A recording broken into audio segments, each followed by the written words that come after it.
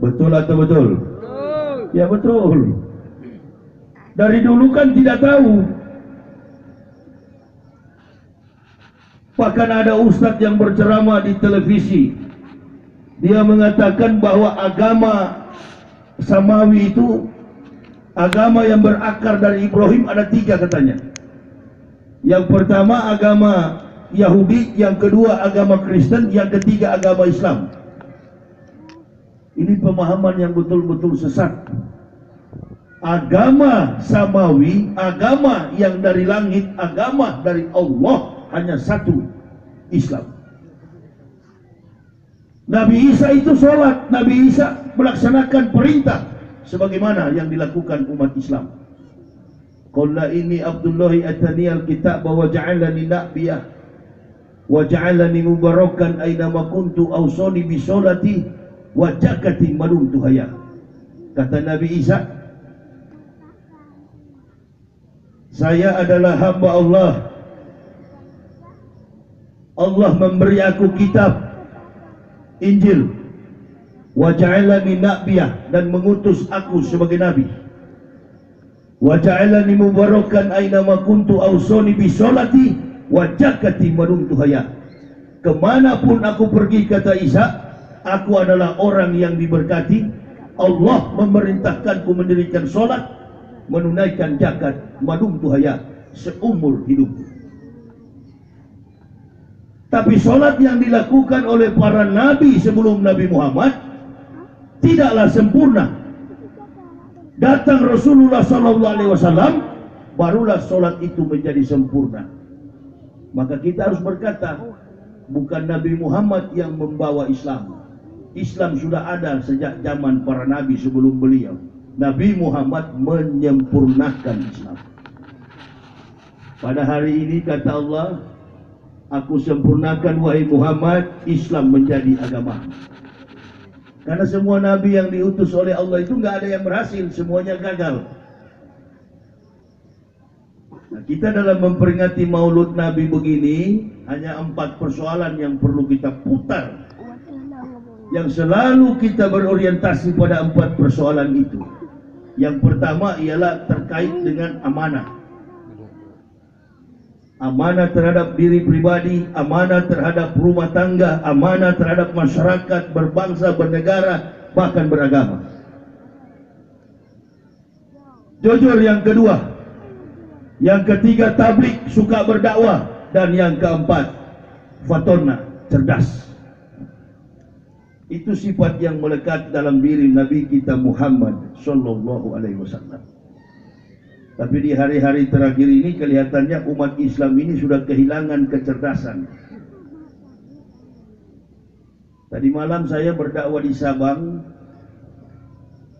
jamaahnya ini 2 kali lipat dari malam ini di kota Sabang.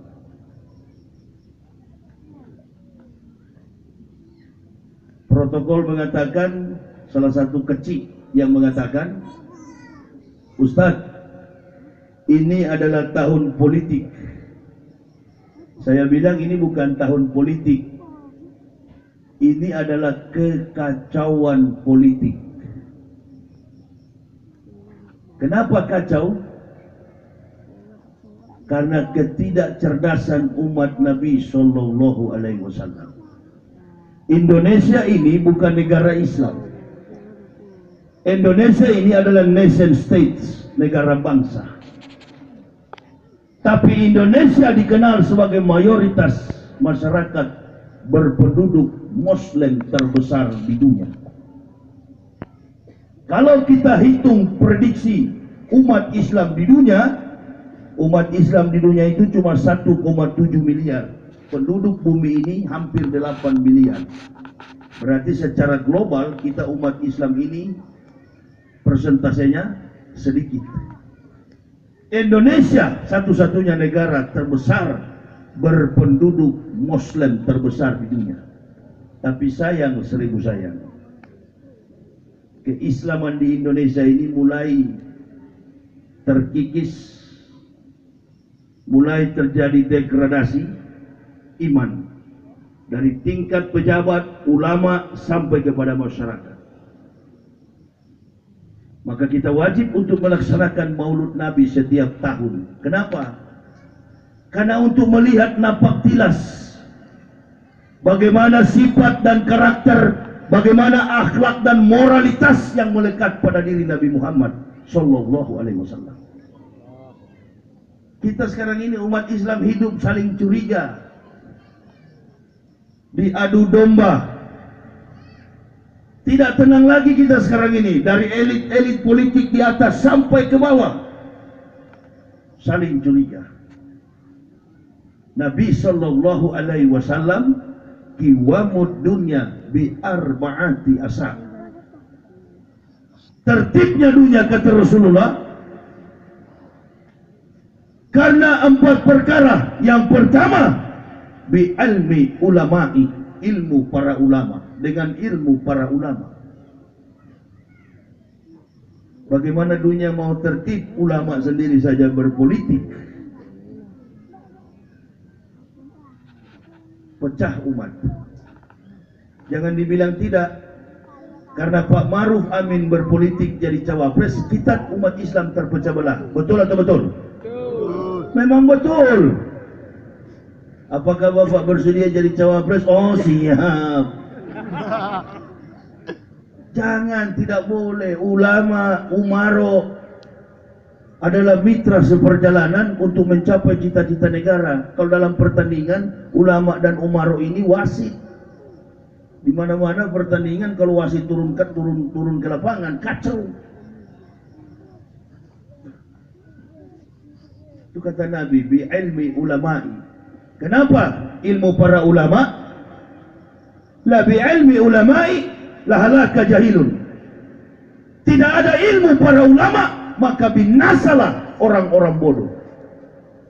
Masyarakat Indonesia ini kan 60% berpendidikan rendah. Paling gampang ditipu, paling gampang dibodoh-bodohi. Asal apa saja yang kita dengar langsung telan. Apa saja yang kita lihat langsung percaya. Nah, maka dibutuhkan ilmu para ulama untuk menuntut. Setiap tahun kita melaksanakan Maulud Nabi. Setiap tahun juga mental kita mulai keropos. Iman kita seakan tidak berdaya, bagaikan buih di lautan. Banyak orang Islam, tapi seperti tidak berdaya. Diadu domba. Siapa yang mengadu domba? Walan tardo ankal yahudu walan nasoro hatta tatabia milatahu. Yang mengadu domba orang-orang Islam itu adalah orang-orang kafir. Mereka tidak rela, mereka tidak ridho sampai orang kafir itu milah, pindah ke keyakinan dan akhlak mereka. Strategi orang kafir itu begitu. Jangankan orang Islam masuk Kristen, pindah agama, pindah ke agama lain, Buddha, Hindu. Orang Islam berperilaku sudah tidak lagi perilaku Islami, berkelakuan, berakhlak bukan lagi akhlak Islami, maka orang kafir sudah berhasil. Karena itu yang dikatakan oleh Rasulullah SAW. Yang kedua, bi'adlil umaro, pemerintah, penguasa yang adil. Karena ketidakadilan yang terjadi di segala lini kehidupan. Pintar kita bicara cinta Pancasila. Saya Pancasila, saya NKRI, saya cinta NKRI, saya cinta kepada Undang-Undang Dasar. Omong kosong semua. Baru-baru di Kediri itu, polisi dan tentara gerebek, ada seratusan buku PKI. Ini ideologi yang tertutup, sudah dilarang di negara Kesatuan Republik Indonesia. Ada juga yang mengaku bangga jadi anak PKI. Hah? Kalau tidak diterangkan oleh para ulama yang begini, ulama sibuk berpolitik. Saya orang dari kafir yang masuk Islam. Tidak ada golongan di dalam organisasi Islam yang pernah saya bergabung. Saya bukan NU, saya bukan Muhammadiyah, saya bukan Banser, saya bukan Ansor, saya bukan NU, saya bukan Al-Wasliyah, Saya juga bukan Wahabi. Saya tidak pernah bergabung dengan organisasi Islam manapun. Ketika Allah memberikan hidayah, saya, istri dan 3 orang anak, kami sekeluarga, saya, istri dan 3 orang anak, kami kembali kepada fitrah. Kami kembali kepada Islam, bukan pindah agama. Manusia dari dalam kandungan ini sudah ada perjanjian dengan Allah Subhanahu wa taala, Jalla Jalalu Rabbul Alamin.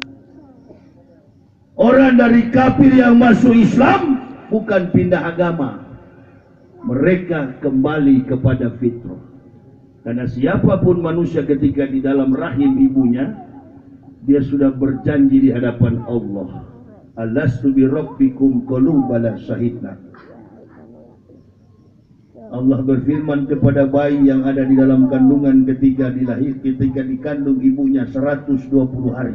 Terjadi dialog antara pencipta dengan ciptaannya, manusia. Engkau adalah ciptaan kami dan kami adalah penciptamu, maka wajib bagimu menyembah kepada kami. Maka bayi yang ada di dalam kandungan, janin yang bersarang fi qorari makin, ke dalam kantong rahim yang kokoh, dengan jiwanya dia mengaku, qulubana, kami akan menyembah.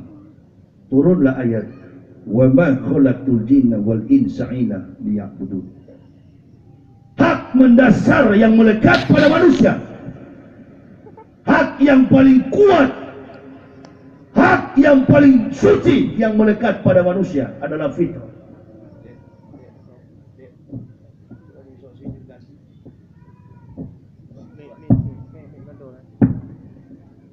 Hak yang paling melekat kuat dalam diri manusia itu bukan Komnas HAM, bukan human rights.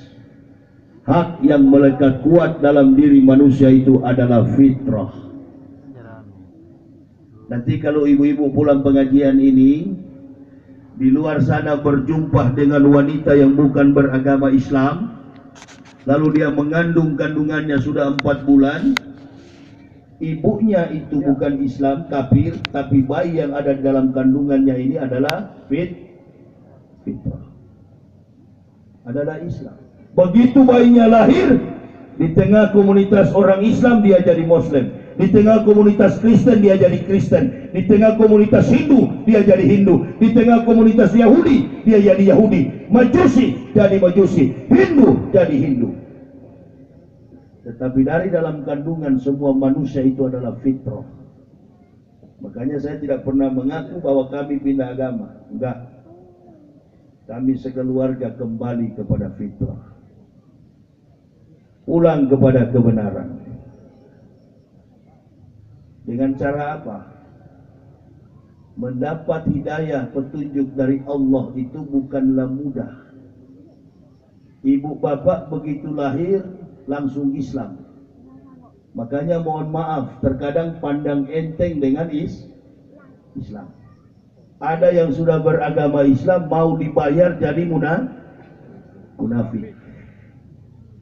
Ada yang hanya karena kepentingan politik mau dibayar, mau juga membunuh saudaranya, hanya karena kepentingan duniawi. Innalillahi. Begitu Allah berikan hidayah kepada saya pribadi, tahun 2006, 11 Oktober, sampai hari ini kami sekeluarga berkeliling berdakwah dari Jakarta keliling Indonesia, bukan naik pesawat, pakai mobil pribadi, bukan naik pesawat. Tidak ada golongan organisasi Islam yang kami ikuti.